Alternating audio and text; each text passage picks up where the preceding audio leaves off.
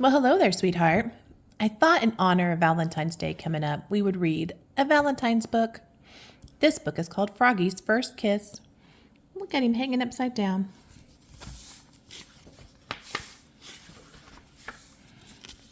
Look how happy he is. Froggy's First Kiss by Jonathan London.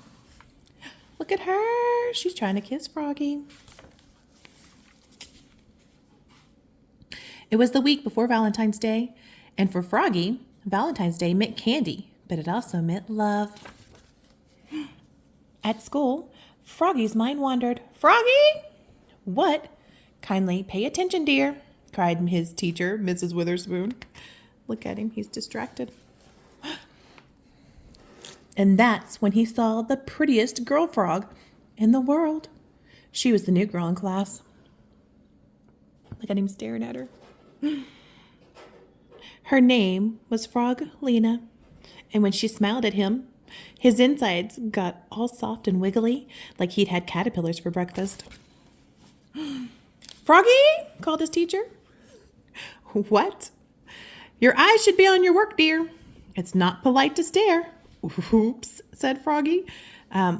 Yeah, you're staring pretty hard there, Froggy. At recess, Froglina smiled at him. Through the monkey bars, he was hanging upside down. And when he saw her, he fell smack on his head. Bonk! At lunch, Froglina sat beside him. She smiled and she opened her lunchbox. I have a treat for you, Froggy. Close your eyes. And she gave him a big, juicy apple. After lunch, Froggy and Froglina played tetherball together. Froglina wound up and socked the ball.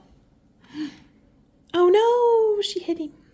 And Froggy was so busy gazing into her eyes, the ball hit him in the head, bonk, and knocked him down. At lunch the next day, Froglina smiled and opened her lunchbox. I have a goodie for you, Froggy. Close your eyes. And she gave him a heart in the shape of a cookie. That afternoon, Froggy and his class were making valentines. They cut hearts out of paper, some big, some little, some red, some pink. And on just one, Froggy wrote, I love you. He didn't want any of his classmates to see, especially Froglina, so he worked under his desk. Froggy? Called Miss Witherspoon. What? Please work at your seat, dear, and don't make such a mess. When Froggy stood up, he hit his head on his desk, bonk, and everybody laughed, especially Froglina. At lunch the next day, Froglina sat beside him again.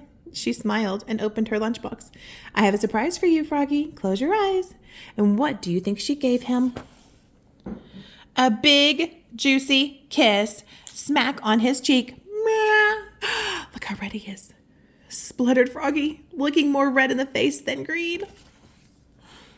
Froggy grabbed his lunchbox. He flopped away. He flopped, flopped, flopped. His tummy felt so weird he couldn't eat his lunch, not even his dessert. On the bus.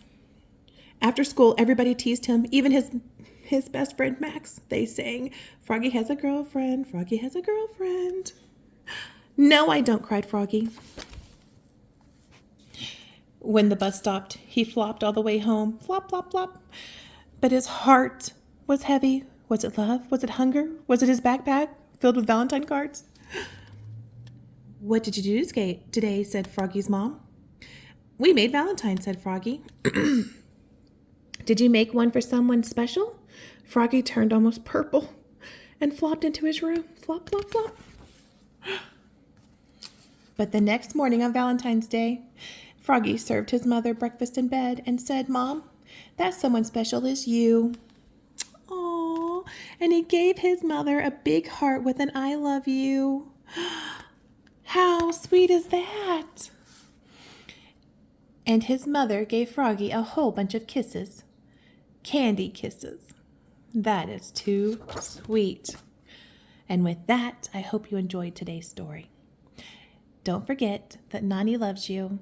And if you feel like subscribing, please do, because I post a new story every single day, and I'm glad you're here with me. So sleep tight, good night, and don't let the bed bugs bite.